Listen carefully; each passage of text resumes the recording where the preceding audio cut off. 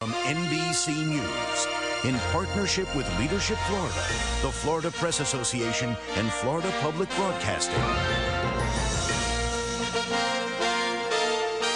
This is a Decision 2008 special, the Republican Presidential Candidates Debate, from the K Performing Arts Auditorium at Florida Atlantic University in Boca Raton.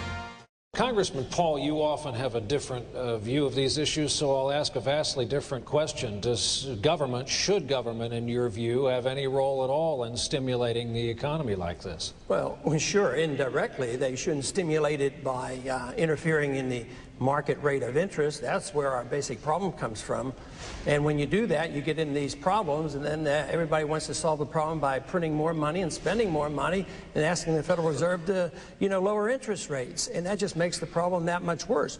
The government does have a responsibility, but it's supposed to lower taxes, get rid of regulations, and devise a monetary policy that makes some sense. But to continue to say that we just appropriate more money, which is more deficit, and then expect us either to borrow it or expect the Federal Reserve to monetize it, it makes our problems worse. Just look at what's happening today. The dollar is crashing.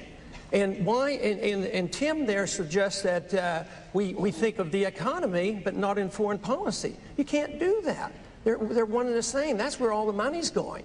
We're spending nearly $1 trillion a year overseas maintaining this empire. And then there's never been a war fought without inflation and destruction and devaluation of a currency. And this is what we're doing today to ourselves, is we're literally spending ourselves into oblivion. But nobody here is willing to even suggest that we cut something overseas. But we have to. We don't need to cut anything here at home. I'd like to see things frozen. I'd like to see massive tax cuts. But we need deregulation. I was one of 3 people that voted against Sarbanes-Oxley. I knew that would be a problem, and it is a problem to the financial markets. So this is the kind of thing we need. We need the government out of the way, but it should have sound money, low taxes, less regulations, and a sensible policy where we're not wasting our money overseas. Congressman, thank you. The Wall Street Journal and NBC News asked people all across the country in our poll today, which party would be better in dealing with the economy? The Democrats had an 18-point advantage. With that in mind, and looking at the record over the last 7 years, the unemployment rate in 2001 was 4.2. It's now 5.0.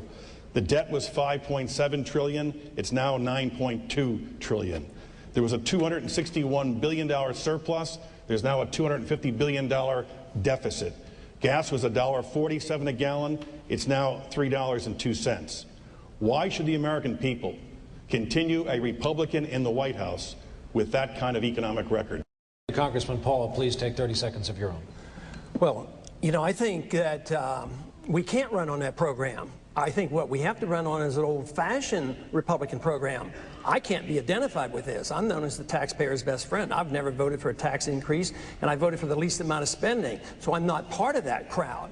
But what we need to do is reinstate Republican principles. Then we could run on it, but we have drifted a long way from that, and that is because of all these programs. But there was never my participation in this. I was waving a flag the whole time saying, slow up, slow up. This isn't going well. And here we are. We're at the verge of bankruptcy. We're moving into a new era, believe it or not. With the dollar and our economy and the world economy, this is a new era. Congressman, time is up. The Democratic nominee will go to the country and say, the war in Iraq is a bad idea, not worth the price in blood and treasure, and we should get out. I want each of you to take 30 seconds. Will you go to the country and say, the war was a good idea, worth the price in blood and treasure, and we will stay? Congressman Paul, was the war a good idea, worth the blood and treasure that we have spent?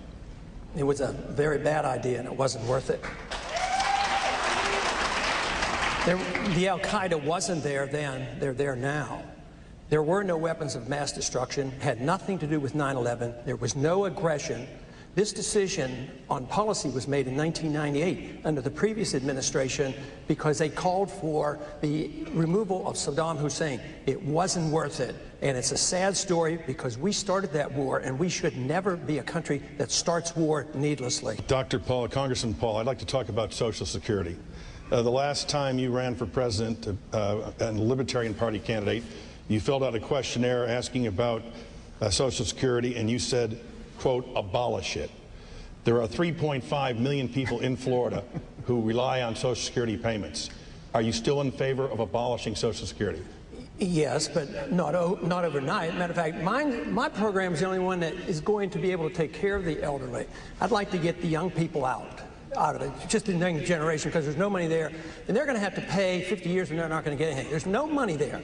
Now, I'm saying I'd take care of all the elderly, all those who are dependent, but I would save the money from this wild spending overseas. We can save hundreds of billions of dollars and still take care of the elderly. Right now, they're getting behind because they're having a 10 to 12% inflation rate, and we give them a 2% increase. So they're really hurting. I don't want taxes on the Social Security benefits that they receive. I have a bill in that would secure the trust fund where none of that money could be spent in the general revenues. So in many ways, though, the goal would be to get us out of this program that is a failure. It doesn't work and is going to bankrupt this country, that the only way you can do that is save enough money, tide the people over, let the young people get out, because they're going to be paying all these years and they're not going to get anything. So ironically, I, who defend the position that, you know, the federal government probably should have never been involved, I probably have the only program that would really help the elderly, because the way we're going now, the money's not going to be there. There's no way these cost of living increases are ever going to keep up with their benefits. They're never going to keep up with their cost of living. They're decreasing. I say my program has a better chance of helping them than any other one. Congressman Paul, the other campaigns have said to you that their worry is that you won't stick to your party. If you look at yourself and see yourself someday as unelectable, perhaps you would launch a third-party movement and hurt the Republicans. My biggest concern is they won't stick to the party principles that Republicans stood for so long. And, you know, being conservative and balanced budgets and limited government and individual freedom. No, I have no intention of going into another party. I've been elected 10 times as a Republican. I was from a Republican family, and no, I don't plan to do that. I wish they would worry about it, you know, just in case. But no, I have no intention of doing that, but it might keep them on their toes. But no, I just think that the Republican Party has a problem because we don't act like Republicans. And we talked about this earlier, you know, that we're spending money that we don't have. We run up these deficits. We, instead of, you know, in the old days, we used to be against the Department of Education. Now we doubled the size of it. No child left behind. Even the Democrats are running against some of the things that we do. And they used to love that kind of stuff. And it used to be that we used to stop the wars. We stopped the Korean War. We were supposed to stop the Vietnam War that the Democrats started. And here we're starting these wars. So that's why we've lost our way. So I don't think it's a matter of me leaving the Republican Party. If they would look toward what we're doing and the number of people who want to come into the party, they shouldn't be obstructing us. They should welcome. The party's getting smaller. Yet they say, oh, you're too strict on the Constitution. Why should us who believe strictly in the Constitution and rule of law be excluded? That's the way a lot of the people that gather around my candidacy think they're being treated. So I would say, why don't we have a big tent and welcome those of us who believe in liberty and believe in the Constitution? That's what it's all about, and that's what the Republican Party used to stand for. Congressman, thank you. That will have to be the, before we... It is interesting to me that all the Republicans, other than Congressman Paul, would go into the fall election saying that the Iraq War was a good idea and worth the blood and treasure that has been spent on it. And I think that's going to be a really crystallized debate against either Senator Clinton or Senator Obama or Senator Edwards. And I think that's very healthy for the country.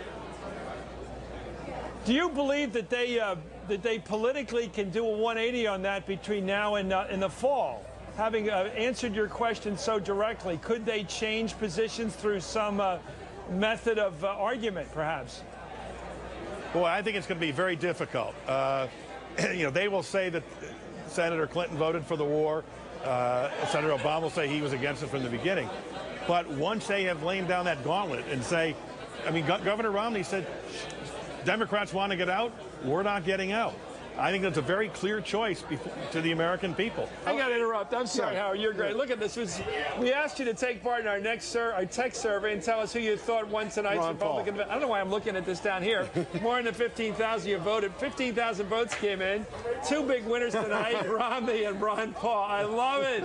It shows our wonderful tapestry. They were in the hall, diversity. by the way. The Ron Paul people are packed in the hall tonight. I think the Ron Paul people are legion. And I think I heard the applause tonight, by the way. Strong anti-war sentiment in the Republican hall tonight. I guess there are a lot of That was the Ron Paul people. The Ron Paul crowd. Here it is, also in single digits, by the way. Huckabee down at 8, McCain at 7, Rudy at 4. But the big winners tonight, the men at two ends of the spectrum, the anti-establishment libertarian, Ron Paul, and the very establishmentarian, Mitt Romney.